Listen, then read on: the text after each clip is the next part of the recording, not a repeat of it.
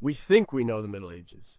We see castles, knights, and religious paintings. We think of it as a dark time, a simple time, but we are wrong.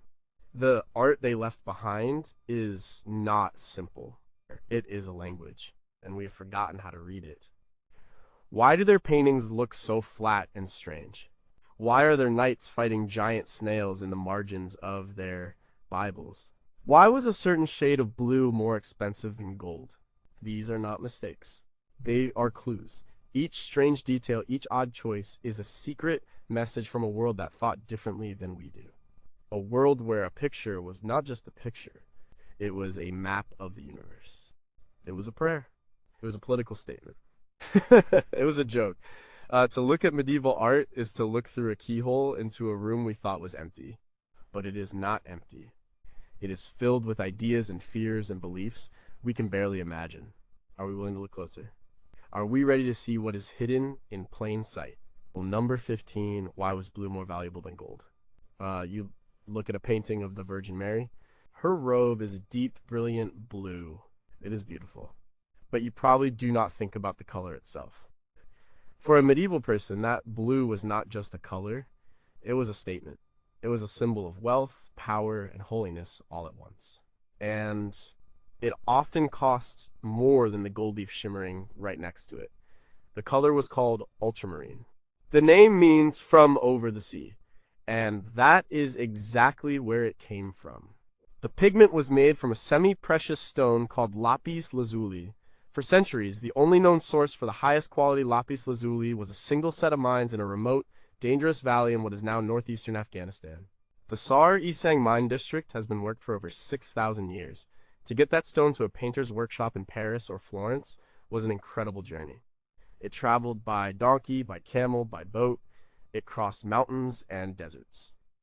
It passed through the hands of countless merchants, each one taking a cut. By the time the raw stone arrived in Europe, it was already incredibly expensive. But the work was not done. Turning the stone into pigment was a long and difficult process. The artist's apprentice would grind the lapis lazuli into a fine powder. Then they would mix this powder with melted wax, resins, and oils to form a kind of putty or dough. This dough was kneaded repeatedly in a lye solution over several days. The purest blue particles would sink to the bottom of the container, while impurities and lower-grade blue would be washed away. Only the very finest, most intense blue was kept for the most important parts of a painting. Sannino Sannini, an Italian painter, wrote a handbook for artists in the late 14th century called Il Libro dell'Arte, the Craftsman's Handbook. He describes the process in detail. He calls ultramarine a glorious, lovely, and absolutely perfect pigment, beyond all the other pigments.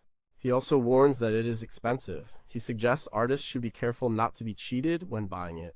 And he notes that even if you could afford it, many patrons would specify in their contracts exactly how much ultramarine the artist was allowed to use. It was reserved for the robes of Christ and the Virgin Mary. To paint a lesser figure in ultramarine would be a kind of blasphemy. It would be a waste of a holy substance. Think about what this meant. The value was not just monetary. It became theological. The color of heaven, the color of the Queen of Heaven, was literally the most precious substance in the studio. It was a physical manifestation of divine value. When a medieval person saw that color, they saw the cost. They saw the journey, and they saw the sacred. It was a color that demanded reverence.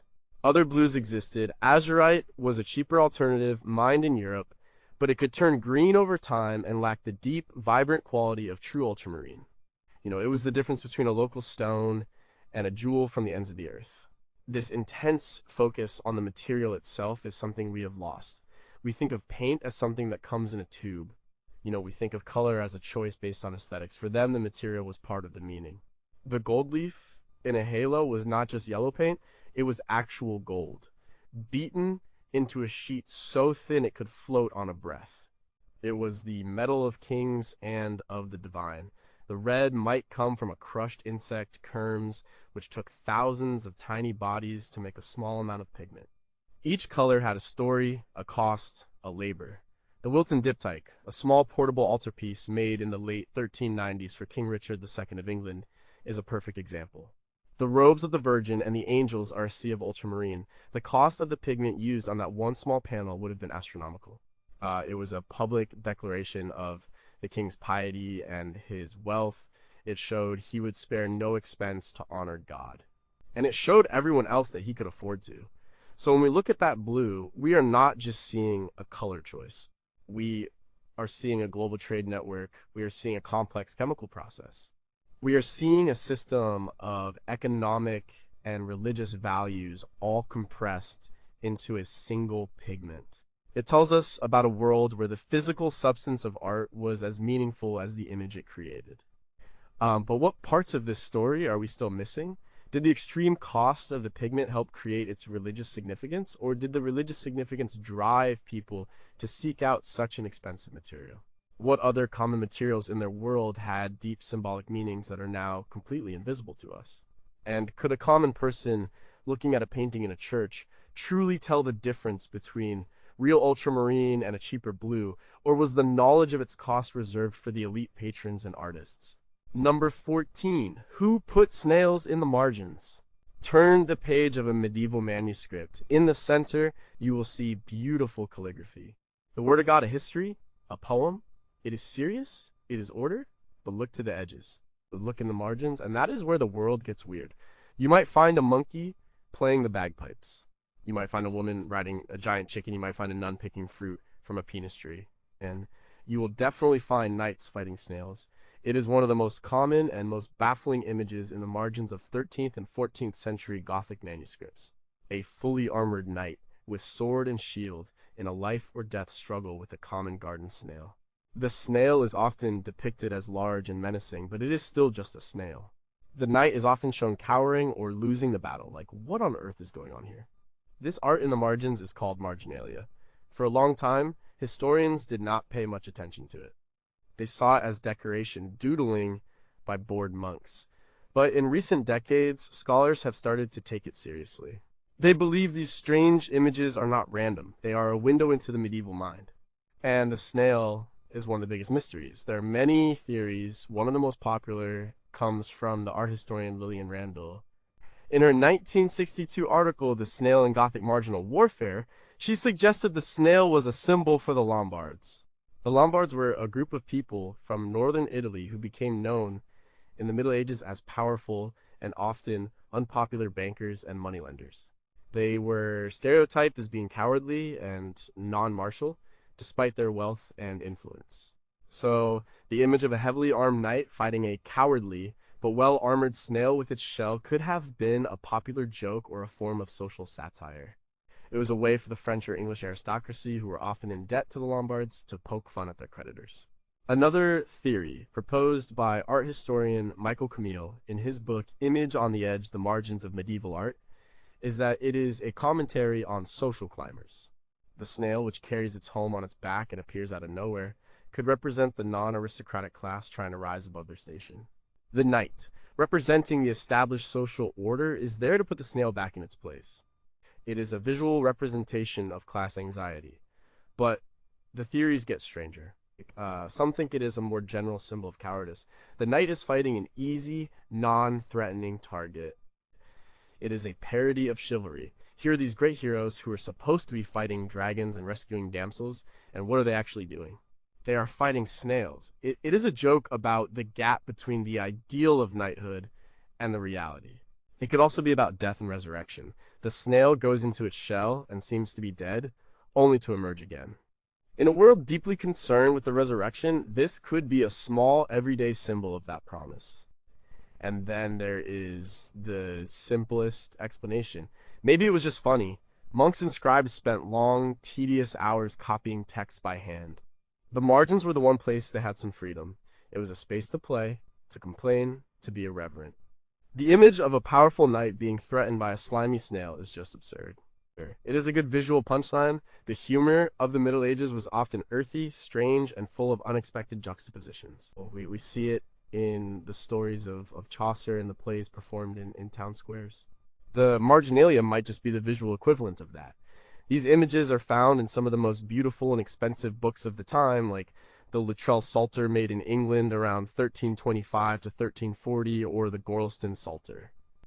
These were not cheap, disposable objects. They were commissioned by wealthy patrons. This means the patron and the artist both knew about and approved of these bizarre marginal doodles.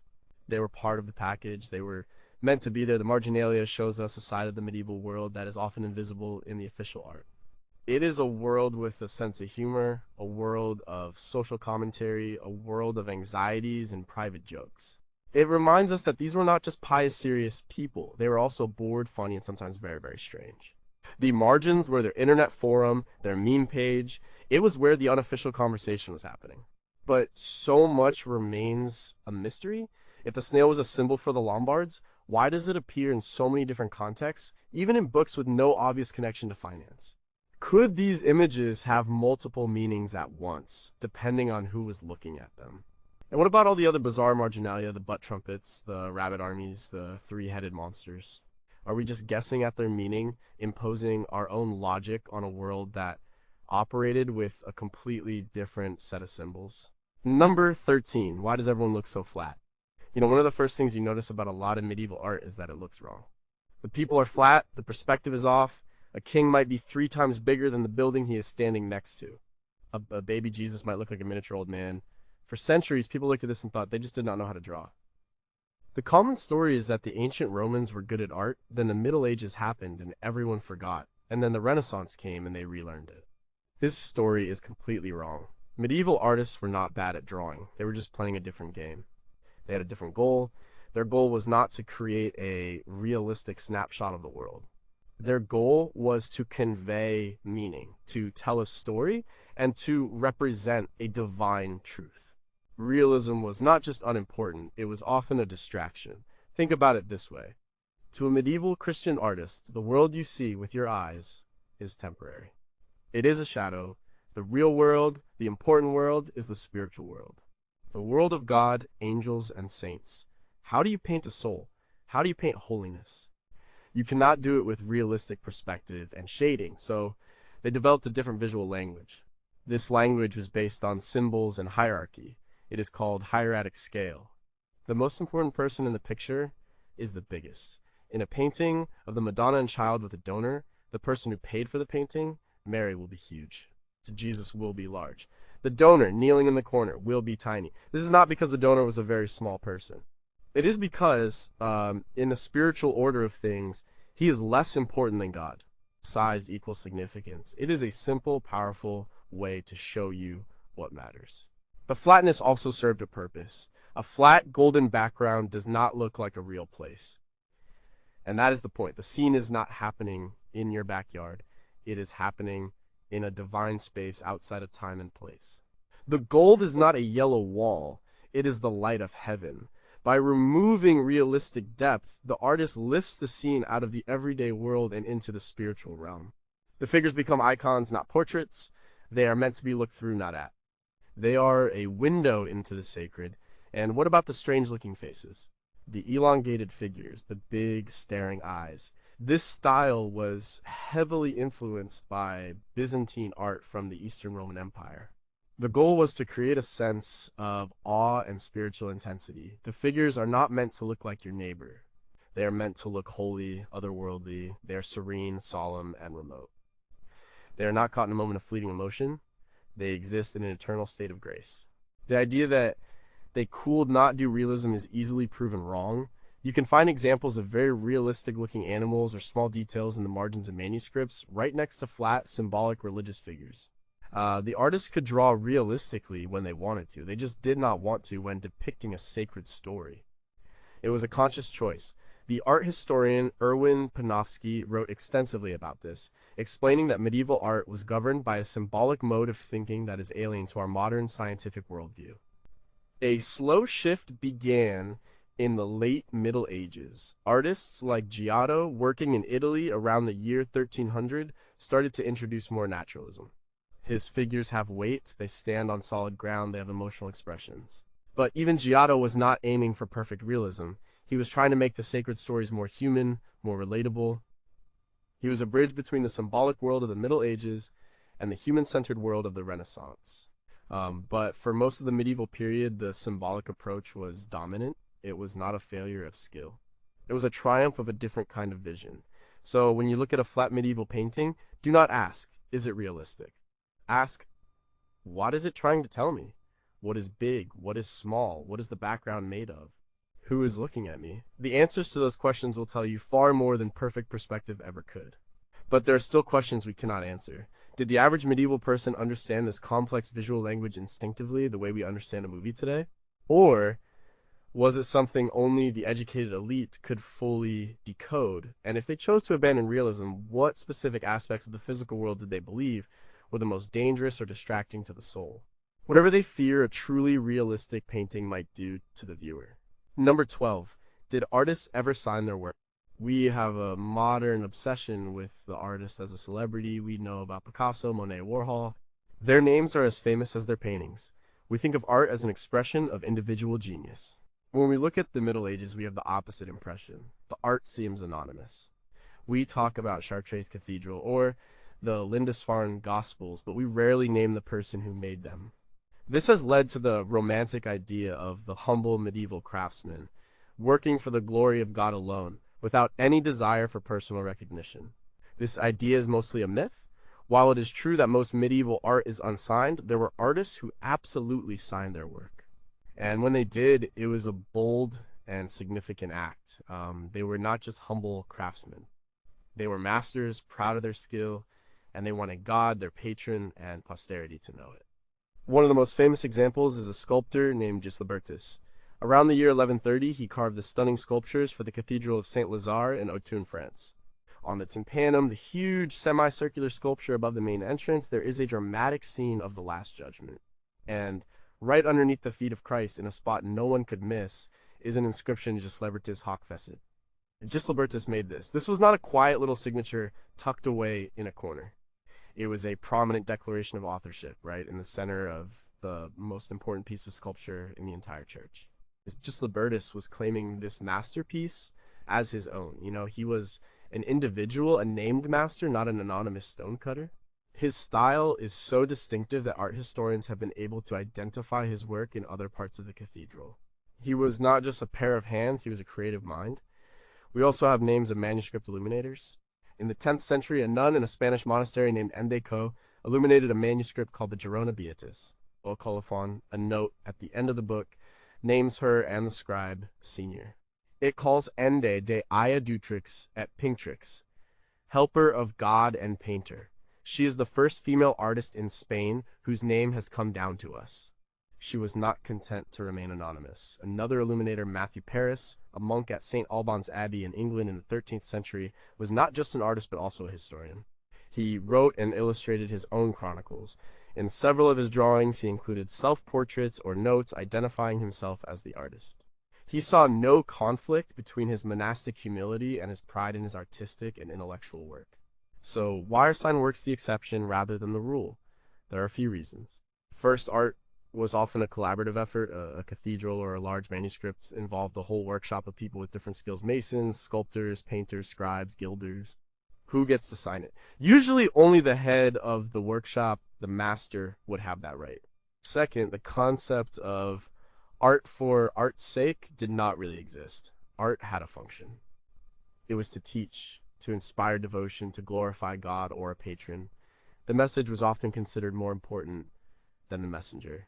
But the idea of individual fame was not entirely absent. Artists' reputations mattered. We know from documents that certain masters were sought after. They could travel from city to city, commanding high fees. Their name was their brand. The architect of Notre Dame in Paris, for example, was a celebrated figure in his time, even if his name is not carved over the door. The act of signing also seems to have been more common in certain periods and places. The Gislebertus example from the 12th century is part of a moment when the status of the artist was on the rise. We see it again in the late Middle Ages as the workshop system began to give way to the individual artists we associate with the Renaissance. The anonymous medieval artist is a caricature. It hides a more complex reality. It was a world where collaboration was the norm, but individual genius was recognized and at times celebrated. The artists who signed their work were pioneers. They were asserting their identity in a world that often prioritized the collective. They were saying, I made this, I am a creator, a partner with God, remember my name. But how many other signatures have we missed, hidden in plain sight? How many works were signed in ways we no longer recognize, perhaps through a small, repeated visual motif instead of a name? And was the act of signing a work seen by some as an unforgivable act of pride, a sin that could endanger the artist's soul even as it secured their earthly legacy? Number 11. Who was the Green Man? Step into almost any old church in Europe. Look closely at the carvings in the stone or wood, on the ceiling bosses, on the choir stalls. Among the saints and angels, you might see a strange and unsettling face. It is a human head, but it is made of leaves. Vines and branches sprout from its mouth, its nostrils, its ears. Sometimes it is calm and serene. Sometimes it is screaming in agony. This is the Green Man. He is one of the most enigmatic figures in all of medieval art. He is not in the Bible. He is not a Christian saint. He seems to be a visitor from another world, a pagan ghost in the Christian machine. And he is everywhere. There are thousands of him, from the grandest cathedrals like Chartres and Bamberg to the smallest parish churches in rural England. He was carved for centuries, from the Romanesque period right through the Gothic. So, what is he doing there? The truth is, nobody knows for sure. The name Green Man is actually quite modern.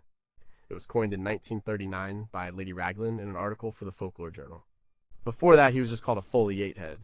But the name stuck because it captures the figure's mysterious natural essence. One of the most common theories is that he is a leftover from pre-Christian pagan religions. He could be a symbol of nature, a fertility spirit, a Celtic Cernunnos, or a Roman Sylvanus. In this view, when Christianity spread across Europe, it did not completely wipe out the old beliefs. Instead, it absorbed them. The stonemasons, whose traditions may have stretched back to pagan times, kept carving this powerful symbol of nature's life force.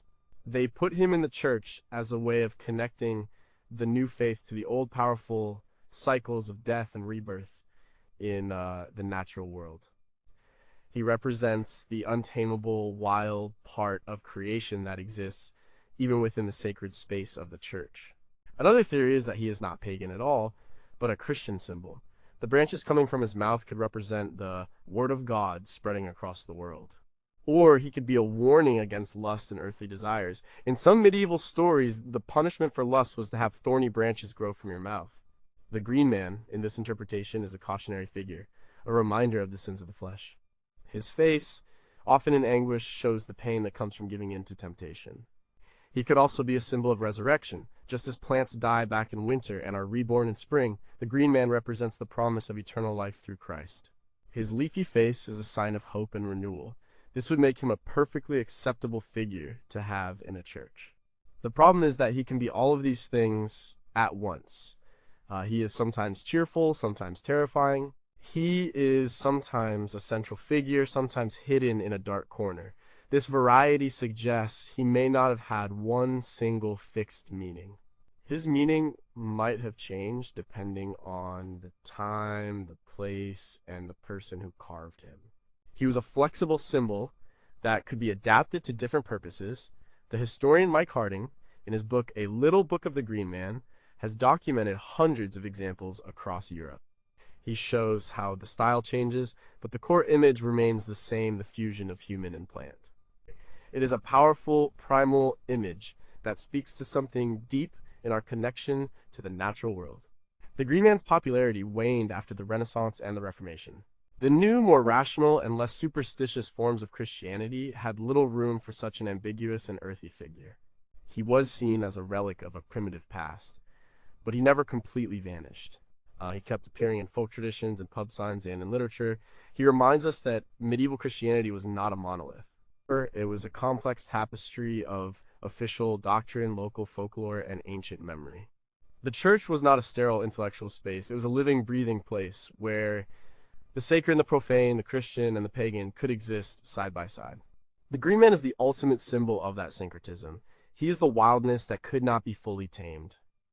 And we are still left with so many questions. Were there specific guilds of stonemasons who were responsible for spreading the image of the Green Man across Europe? Was there a secret oral tradition that explained his meaning, a tradition that has now been completely lost?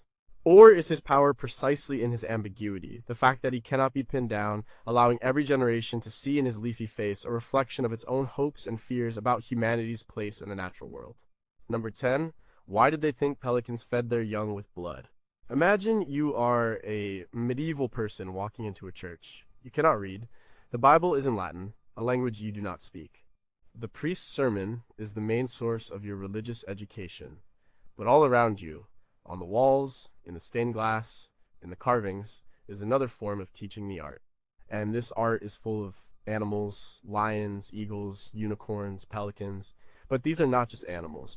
They are symbols. The entire natural world was seen as a book written by God, full of moral and spiritual lessons. This way of thinking was recorded in books called bestiaries. A bestiary was a collection of descriptions of animals, both real and imaginary. Each description was followed by a moral or allegorical lesson. These books were incredibly popular in the Middle Ages, especially in England and France from the 12th to the 14th century. They were not scientific textbooks, they were guides to understanding God's plan through his creation. The information in them was often based on ancient sources like the Greek physiologus, not on direct observation. And this led to some very strange ideas about how animals behaved. Take the pelican. The medieval bestiary tells us that the pelican is an incredibly devoted parent.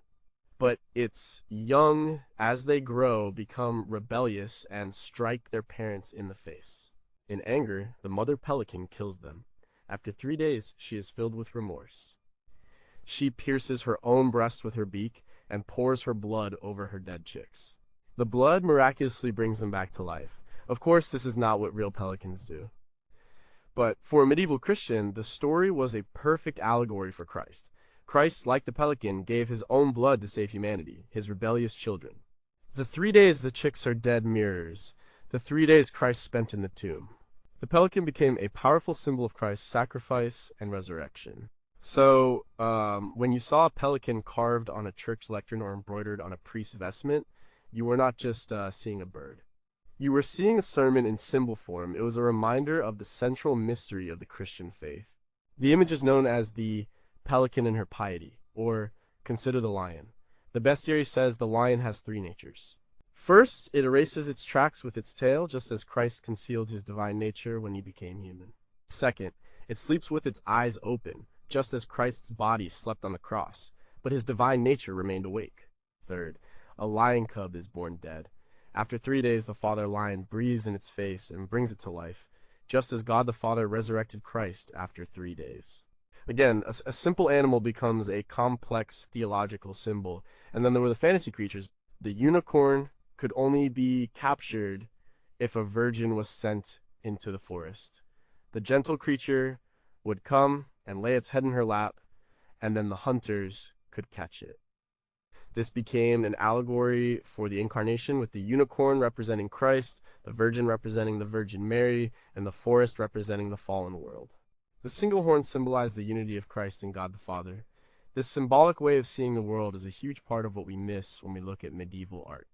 We see a pretty animal, they saw a story about salvation. This worldview is detailed by scholars like T.H. White, who translated a 12th century bestiary. He shows how every creature, from the eagle to the ant, was enlisted to teach a Christian lesson. The world was not a collection of random objects. It was a coherent, meaningful text, and everything in it pointed towards God. This means that a lot of medieval art that looks purely decorative to us was actually didactic. It was meant to teach. The arrangement of animals, their poses, their interactions, all of it could be read by a person who knew the symbolic language of the bestiary. It was a visual literacy that has been almost entirely lost. We have become literal-minded. They were symbolic-minded. But the bestiary also raises some difficult questions.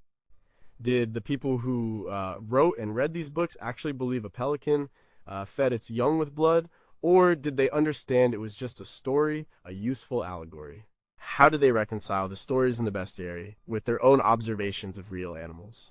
And what happens to faith when it is built on a foundation of facts about the natural world that turn out to be completely untrue? Did the eventual rise of scientific observation contribute to a crisis of faith by showing that God's book of nature was not what they thought it was? Number 9. What did the skeletons want? Sometime around the year 1424, a massive painting was put on the wall of the Cemetery of the Holy Innocents in Paris. It stretched for over 30 meters. It showed a procession of figures from the Pope and the Emperor down to the peasant and the child. but between each living person was a dancing, grinning skeleton. The skeletons were leading the living in a final, grim dance. This was the Danse Macabre, the Dance of Death, and it was an obsession that swept across late medieval Europe. The image was terrifying, but the message was simple. Death comes for everyone. It does not matter if you are rich or poor, powerful or weak. In the end, we all dance with the skeleton. This was not a new idea, but it took on a new urgency and a new visual form in the wake of the Black Death. The plague, which first hit Europe in 1347, killed an estimated 30 to 50% of the population. It was a trauma on an unimaginable scale. People saw death everywhere. It was sudden, random, and horrifying. The art that followed this catastrophe was profoundly changed. The Danse Macabre was one of the most powerful expressions of this new darker sensibility. The original painting in Paris is now gone, but its fame spread through woodcut prints. The artist Hans Holbein the Younger created a famous series of prints on the theme in the 1520s. The image became a staple of late medieval art, appearing in murals, manuscript illuminations, and printed books. The Danse Macabre was not just about the inevitability of death, it was also a form of social satire. In the dance, all the hierarchies that govern medieval life are erased. The skeleton mocks the king's crown and the bishop's mitre. It was a radical statement of equality in a world that was rigidly hierarchical. It reminded the powerful that their earthly status was temporary and meaningless in the face of divine judgment. Another related theme that became popular was the three living and the three dead. This story tells of three young noblemen out hunting. They suddenly encounter three walking corpses in various states of decay. The corpses speak to them saying, "As you are, we once were. As we are, you will be." It was a stark memento mori, a reminder of mortality. The goal was to shock the viewer out of their complacency and pride, and to encourage them to live a good life, to be prepared for judgment. We also see the rise of the transient tomb. Before the Black Death, tombs of nobles and bishops often featured a serene, idealized effigy of the deceased. In the late 14th and 15th centuries, a new type of tomb appeared. It had two levels. On the top was the traditional effigy, showing the person in all their glory. But below, visible to the viewer, was a second sculpture showing their body as a decaying corpse, often being eaten by worms and snakes. The tomb of Cardinal Jean de Lagrange, made in 1402, is a famous example. It is a graphic and horrifying depiction of the reality of death. This art is often called macabre, but to the people who made it, it was not about being morbid for its own sake. It was about telling the truth. In a world of sudden death, you had to be ready. This art was a spiritual tool. It was meant to scare you into salvation. The historian Johann Huizinga, in his classic book, The Waning of the Middle Ages, argued that the late medieval period was characterized by a violent and pessimistic worldview, a deep-seated fear of death and decay. This art is a direct reflection of that. It shows us a world grappling with a level of death that we can barely comprehend. It is the art of a post-apocalyptic society, a society that had seen its foundations shaken to the core. They were trying to make sense of a world where life was fragile and seemingly random. The skeletons were not just monsters, they were messengers, delivering a hard but necessary truth. But what did this constant exposure to images of death do to the medieval psyche? Did it make them more pious, as intended, or did it lead to a kind of fatalism and despair? And in Age Plagues, was the image of a dancing skeleton leading you away a pure terror, or could it also have been seen as a strange kind of release, a final end to the suffering of earthly life? Was there a comfort in the idea that even the most powerful and cruel tyrant would eventually have to take the skeleton's hand? Number 8, where were all the women artists? The story of art history, as it has traditionally been told, is a story of men. We learn about Giotto, Jan van Eyck, Gisela. The assumption has often been that in the rigidly patriarchal society of the Middle Ages, women simply were not artists. They were patrons, they were subjects, but they were not the creators. This assumption is wrong. There were women artists in the Middle Ages. The problem is that their stories have been lost, ignored, or deliberately erased. Finding these women is hard work. They often did not sign their work. They were usually excluded from the official guilds that controlled the art trade in the late Middle Ages. And the work they specialized in, like embroidery or manuscript illumination, was often classified as craft rather than high art by later generations of male historians. But they were there, and we are starting to rediscover them. One of the earliest we know by name is Ende, the nun who co-illustrated the Girona Beatus in Spain in the 10th century. Her signature, calling herself painter and helper of God, is a powerful assertion of her role as a creator. She was working within a convent, which was one of the few places a woman could receive an education and pursue intellectual and artistic work without the pressures of marriage and childbearing.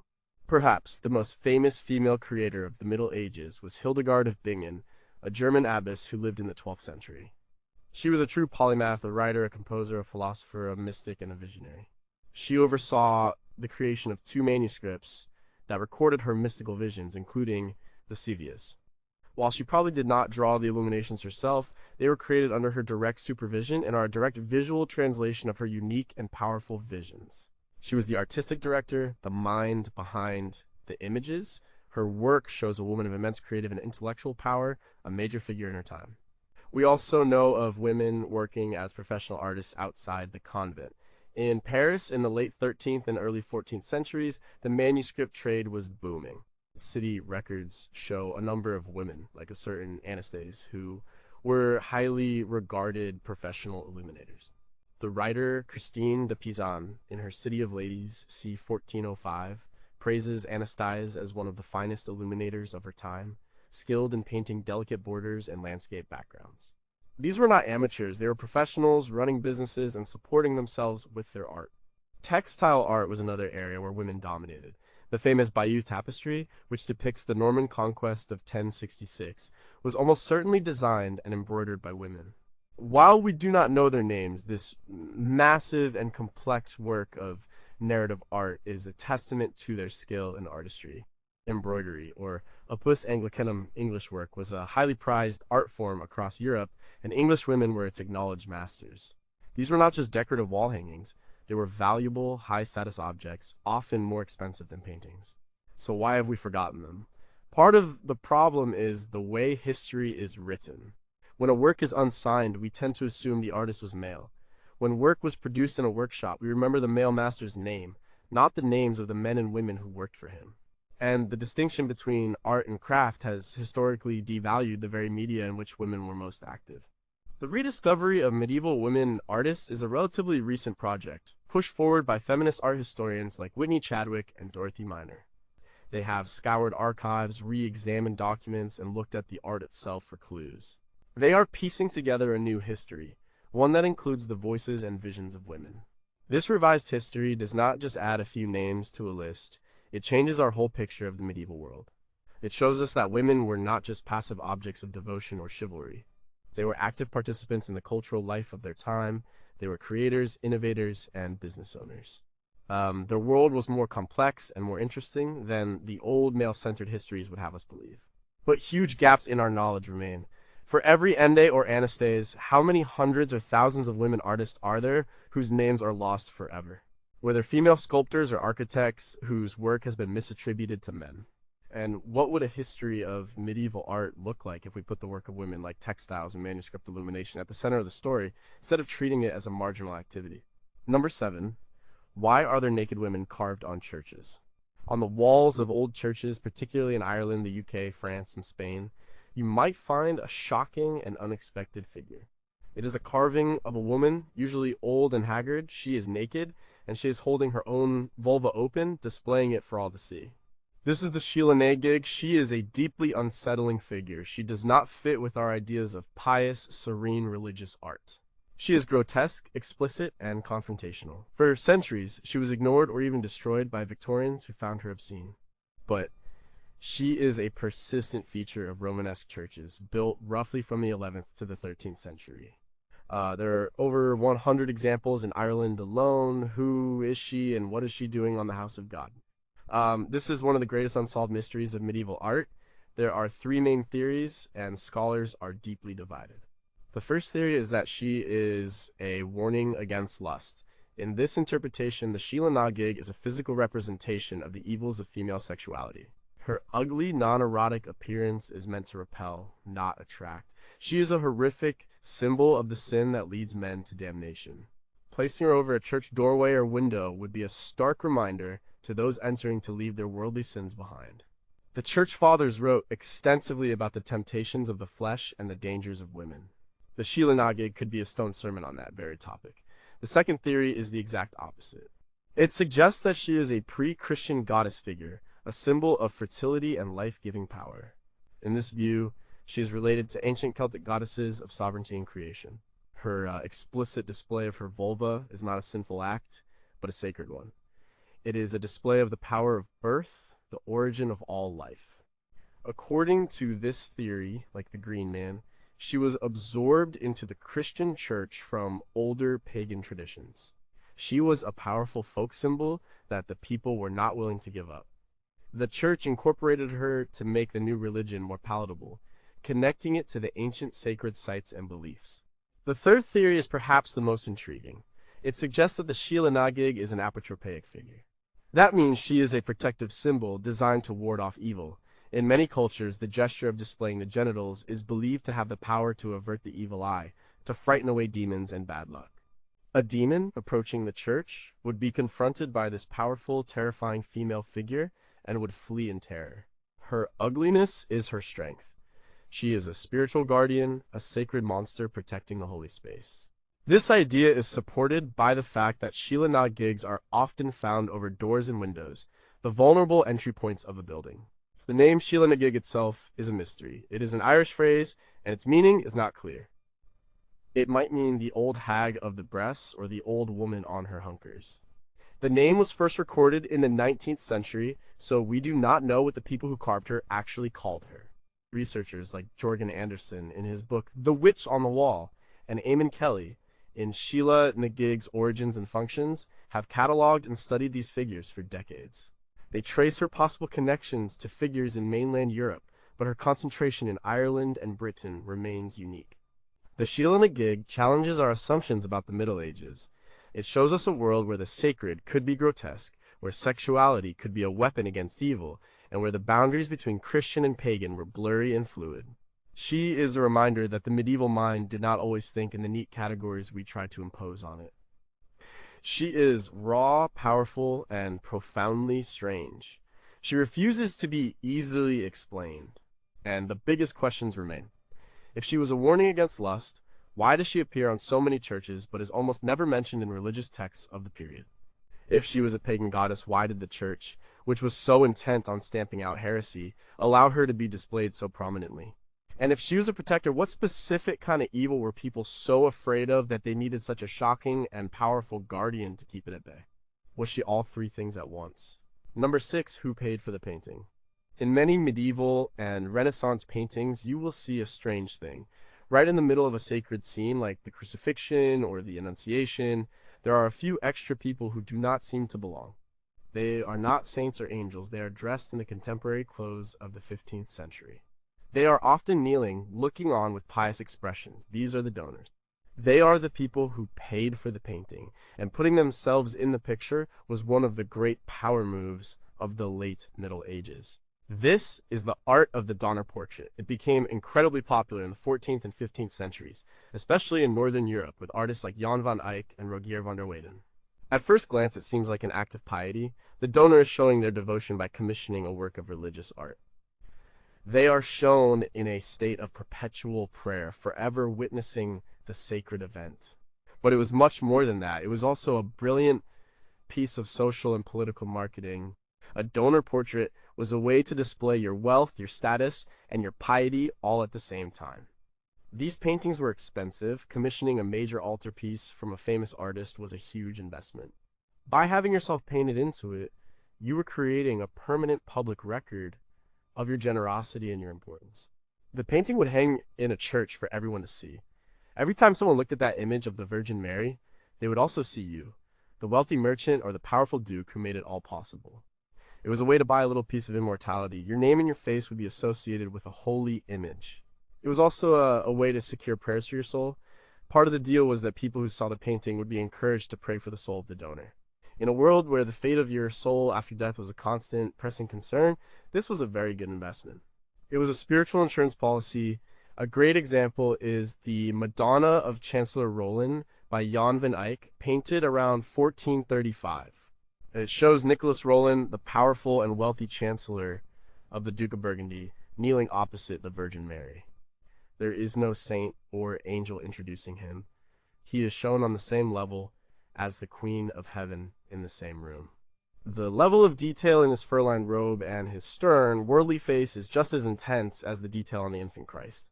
This is an incredibly bold statement. Roland is not just a humble worshiper.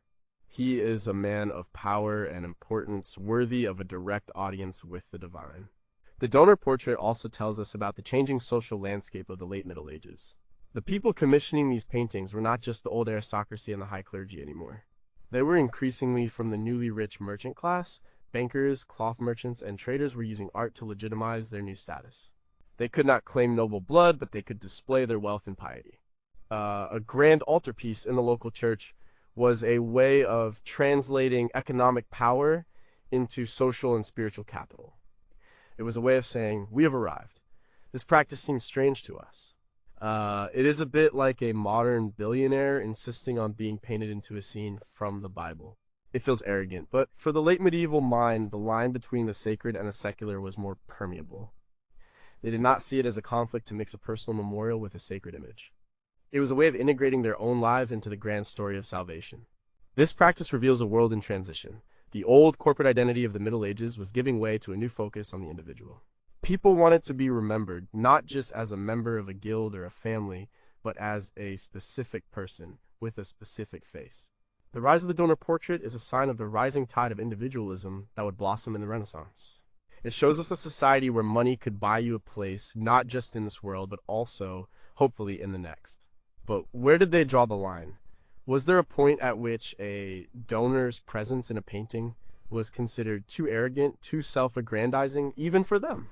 Did artists ever push back against patrons who wanted to be portrayed too prominently? And how did the common people who prayed before these images feel about having to look at the face of their rich and powerful landlord or banker every time they went to church to speak to God? Number 5, how is a cathedral a vision of heaven? A Gothic cathedral is not just a building, it is a machine for spiritual experience. When you walk into a great cathedral like Chartres or Notre Dame in Paris, you are meant to feel like you have left the ordinary world behind and stepped into a different reality. The sheer height, the soaring vaults, the streams of colored light, it was all designed to overwhelm your senses and lift your mind towards God. It was an attempt to build heaven on earth. This revolution in architecture began in the 12th century in France. A key figure was Abbot Suger, who rebuilt the Abbey Church of Saint-Denis near Paris around 1140.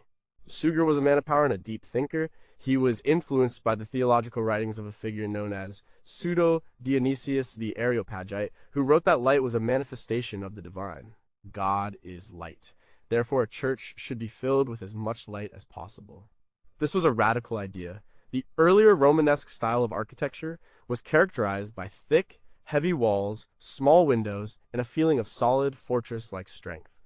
To fill a church with light, you needed to get rid of the walls, but how do you hold up a massive stone roof without thick walls? The Gothic builders developed a system of 3 key innovations to solve this problem. First was the pointed arch. Unlike the round Romanesque arch, the pointed arch directs the weight of the roof downwards more efficiently. This means the walls do not have to be as thick to support it. Second was the ribbed vault. By crisscrossing the ceiling with stone ribs, the builders could create a strong but relatively light skeleton for the roof, channeling the weight to specific points. The third and most crucial innovation was the flying buttress. This was the stroke of genius. The downward and outward pressure from the roof was now channeled through the ribs to piers inside the church. But that outward pressure still needed to be counteracted. The flying buttress is an external stone arm that leaps from the outside of the building to the pier, propping it up and taking all the outward thrust. This system of pointed arches, ribbed vaults, and flying buttresses created a stone skeleton. The walls in between the structural elements were no longer needed to hold the building up. They could be opened up and filled with vast windows of stained glass. And this is where Abbot Suger's vision was realized. The stone structure of the cathedral dissolved into a cage of light and color. The effect on a medieval person would have been overwhelming. Most people lived in small, dark, crowded wooden houses. To enter a space like this was to enter another world. The light filtered through the jewel-like colors of the stained glass was not ordinary light. It was, as Suger believed, divine light. It was meant to be a mystical experience, a foretaste of the heavenly Jerusalem, which the Bible describes as being built of precious stones and filled with the light of God. The stained glass windows were not just decoration, they were the Bible of the poor. They told the stories of the Old and New Testaments and the lives of the saints to a largely illiterate population.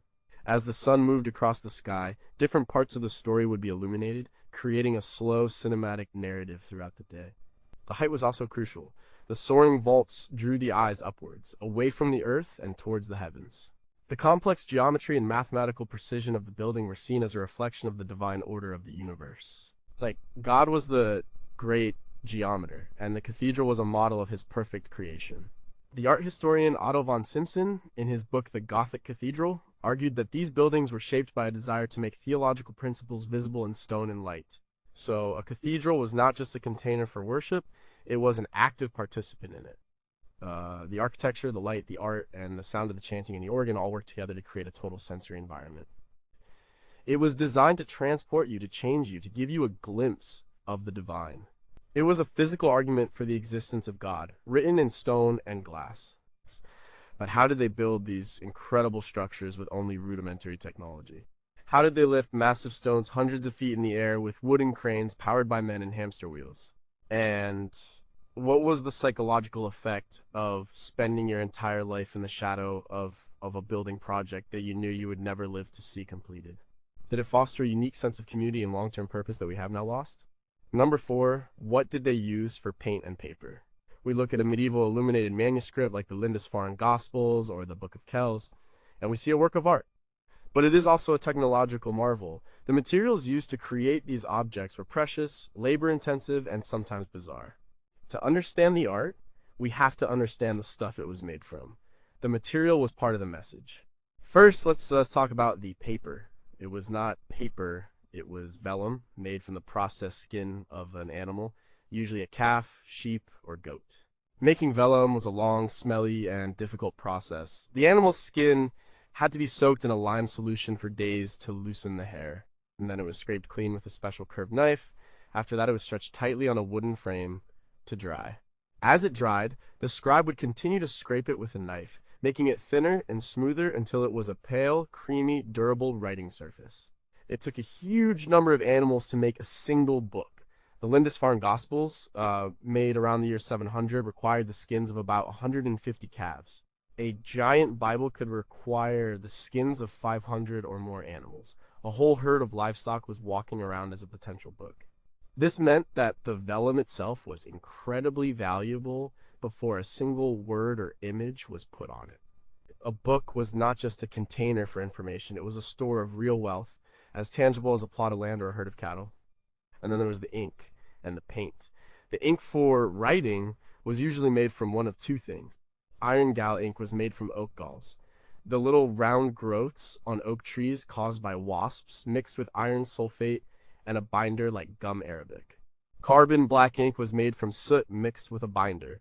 Both were permanent and dark. The paints, or pigments, were where the real expense and artistry came in. These were not squeezed from a tube. Each color had to be made by hand from natural materials. We have already talked about the incredible cost of ultramarine blue from lapis lazuli.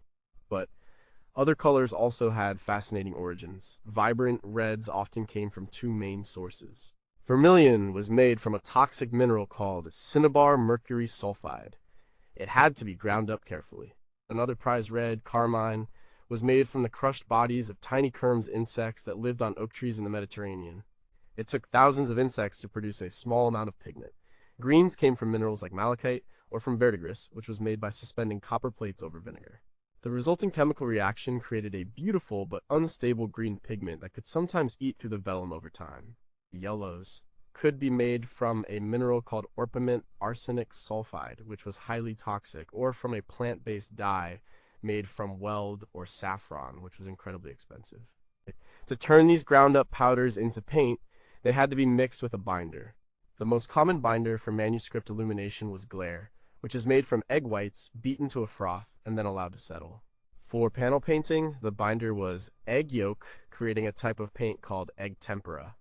This paint dried very quickly and had to be applied in thin, careful layers. It created a luminous, jewel-like surface, and of course, there was the gold. Gold leaf was used to represent divine light, heaven, or royalty. A gold beater would hammer a small piece of gold between layers of leather until it was an incredibly thin sheet, sometimes less than 1/250,000th of an inch thick. This delicate leaf was then applied to the vellum over a base of gesso, a mixture of plaster and glue or a sticky substance like gum. The gilder could then burnish it with a smooth, hard tool, like an animal's tooth, to make it shine brilliantly. When you look at a medieval manuscript, you are not just looking at a picture. You are looking at a collection of rare and precious materials from all over the world. You are seeing ground-up jewels from Afghanistan, crushed insects from the Mediterranean, toxic minerals from the earth, and the beaten gold of kings.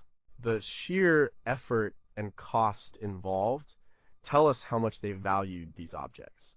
They were not just books, they were treasures created to honor God and to last for eternity. But how they developed this incredible knowledge of natural chemistry without modern scientific equipment? Was it purely trial and error, a craft tradition passed down through generations? And what other strange or precious materials did they experiment with that have not survived or that we have not yet identified through modern analysis? How many recipes for colors have been completely lost to time? Number 3, was this art meant to be propaganda? We often think of propaganda as a modern invention, something for political posters and state-controlled television. Propaganda is as old as power itself, and in the Middle Ages, one of the most powerful forms of propaganda was art. Kings, emperors, and popes understood that images could shape public opinion, legitimize their rule, and tell a story from their point of view. A lot of medieval art was not just about God, it was also about power. Perhaps the single greatest piece of medieval propaganda is the Bayeux Tapestry. First, it is not a tapestry, it is a massive embroidery nearly 70 meters long. It was made in the 1070s, just a few years after the events it depicts. It tells the story of the Norman conquest of England in 1066. But it tells that story from a very specific pro-Norman perspective. The central drama of the embroidery is an oath. It shows the English Earl, Harold Godwinson, swearing an oath of fealty to William, Duke of Normandy, over holy relics. Later, when Harold takes the throne of England for himself, the embroidery portrays him as a perjurer, a man who broke a sacred vow. This justifies William's invasion as a righteous quest to punish a sinner and claim his rightful throne. The English side of the story was, of course, very different. They argued that Harold was forced to swear the oath under duress, and that he was the legitimate choice of the English nobility. But the English did not have a 70-meter-long embroidery to tell their tale. The Bayeux Tapestry is a masterful piece of visual spin. It was likely commissioned by William the Conqueror's half-brother, Odo of Bayeux, and made by English embroiderers. It is a victor's history, designed to be displayed in a cathedral to a wide audience. It uses simple, powerful images to make a complex political argument seem like a clear-cut case of good versus evil. Rulers all over Europe used art in this way. Charlemagne, the great Frankish emperor crowned in the year 800, consciously used art and architecture to revive the glory of the Roman Empire. He had his palace chapel in Aachen, modeled on Roman and Byzantine churches. He promoted a style of manuscript illumination that copied the classical style. This was not just an aesthetic choice, it was a political statement. He was saying, I am the new Roman emperor. My rule is a continuation of that great ancient power. It was a way of legitimizing a new dynasty by wrapping it in the authority of the past. Art was also used in the power struggles between the church and the state. In the 11th and 12th centuries, there was a major conflict known as the investiture controversy between the popes and the Holy Roman emperors over who had the right to appoint bishops. Both sides used images to make their case. Pro-papal art would show the pope as the supreme authority, receiving his power directly from Christ. Pro-imperial art would show the emperor being crowned by God, suggesting his power was also divinely ordained and not subject to the pope's approval. These were not subtle images, they were political cartoons in the service of a power struggle. Even the way saints were depicted could have a political dimension. A king might promote the cult of a particular saint who was a royal ancestor. By commissioning paintings and churches dedicated to this royal saint, the king was reinforcing his own family's legitimacy and its special connection to God. The saint's holiness reflected onto the current ruler. This political use of art reminds us that the medieval world was not a static, unified age of faith. It was a place of constant political maneuvering, conflict, and competition. Rulers needed to justify their wars, their taxes, and their very right to rule. Art was a key weapon in their arsenal. It could create a heroic origin story for a dynasty, demonize an enemy, or project an image of divinely sanctioned power. So when we look at a medieval image of a king or an emperor, we should not just see a portrait. We should ask, who paid for this? Who was meant to see it? And what message was it trying to send? Often the answer is not just about piety. It is about power. But how effective was this propaganda? Did the average illiterate peasant looking at the Bayeux Tapestry really absorb its complex political message? Or did they just see a good story with lots of horses and fighting? Was there ever counter-propaganda art created by rebels or heretics to challenge the official narrative of the powerful? If such art existed, would it have been systematically destroyed, leaving us with only the victor's side of the story? Number 2. What did this art sound like? We experience medieval art in silence. We walk through museums and cathedrals in a quiet, reverent hush. We look at illuminated manuscripts in the silent reading rooms of libraries. We have trained ourselves to see this art as a purely visual experience. And in doing so, we are missing a huge piece of the puzzle. Medieval art was almost never experienced in silence. It was part of a rich, noisy, multisensory world. To understand the art, we need to try to hear its forgotten soundtrack. Think about a Gothic cathedral. We see the soaring arches and the stained glass, but imagine it on a feast day in the 13th century. The space would be filled with the sound of the choir chanting Gregorian chant. The complex, soaring melodies were designed to echo in the vast stone space, creating a soundscape that was as otherworldly as the architecture. The sound would seem to be coming from heaven itself. The priest would be intoning the Latin Mass, his voice rising and falling in a ritualized pattern. The great bell in the tower would ring out, marking the time and calling the community to prayer. The sound would vibrate through the very stones of the building. The space would also be filled with the sounds of people. The shuffle of feet on the stone floor, the coughs and cries of the congregation, the whispers of conversation. A church was not a silent sanctuary. It was the center of community life, a place of business and gossip as well as prayer. The art on the walls was the backdrop for all of this human noise. Or think about an illuminated manuscript. We see the delicate paintings, but this book was meant to be read aloud. A Bible or a psalter was a liturgical object. Its words were meant to be chanted or sung as part of a service. The visual beauty of the page, with its decorated initials and golden letters, was a counterpart to the oral beauty of the sung text. The art and the sound were meant to work together, to create a richer, more powerful experience of the sacred word. Even seemingly secular art had a soundtrack. The Bayeux Tapestry was likely displayed in a church, and a cleric would probably have stood beside it, pointing to the scenes and narrating the story in Latin or French for the crowd. The embroidery was a visual aid for a live performance. Music was everywhere in medieval life, and it was deeply intertwined with the visual arts. Processions were a common part of religious and civic life. A guild would process through the town with its banner, which was a work of art. The procession would be accompanied by music, by singing, by the ringing of bells. The art was mobile, and it had a soundtrack. This idea of a multi-sensory experience is a key focus of modern medieval studies. And scholars like Margot Fassler at the University of Notre Dame have done groundbreaking work on reconstructing the liturgical experiences of the Middle Ages. They study the music, the text, the art, and the architecture not as separate subjects, but as interconnected parts of a single performed event. They try to understand how all the senses of sight, sound, smell of incense, touch work together to shape the medieval religious imagination. This changes how we should approach the art. When we look at a sculpture of a saint, we should imagine the sound of a prayer being said to that saint. When we look at an altarpiece, we should imagine the sound of the Mass being celebrated in front of it. The art was not a static object on a wall, it was a participant in a living, breathing, noisy ritual. Losing the soundtrack means we have lost the context. We have turned a dynamic performance into a silent artifact. We have taken a character out of a play and put it in a display case. The silence of the modern museum is, in its own way, a distortion of history. It imposes our own ideas about how art should be experienced onto a past that had a very different understanding. The medieval world was loud, and its art was meant to be heard as well as seen. But can we ever truly reconstruct this lost soundscape? We can read the musical notation, but we do not know exactly how it was sung. We can stand in the cathedrals, but they are now filled with different noises, the sounds of tourism rather than worship.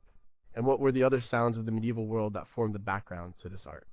The clang of the blacksmith's hammer, the cry of the street vendor, the creak of a wooden cart. How did this everyday noise shape the way they heard the sacred sounds inside the church? Number one, what if it was all a map? We have looked at the secrets of medieval art, the meaning of color, the weirdness in the margins, the purpose of flatness, the politics of a portrait. But what if there is one single secret that ties it all together? What if all the medieval art, from the smallest manuscript initial to the grandest cathedral, was part of a single vast project? What if it was all a map, not a map of the world, but a map of reality? The medieval mind did not see the world the way we do.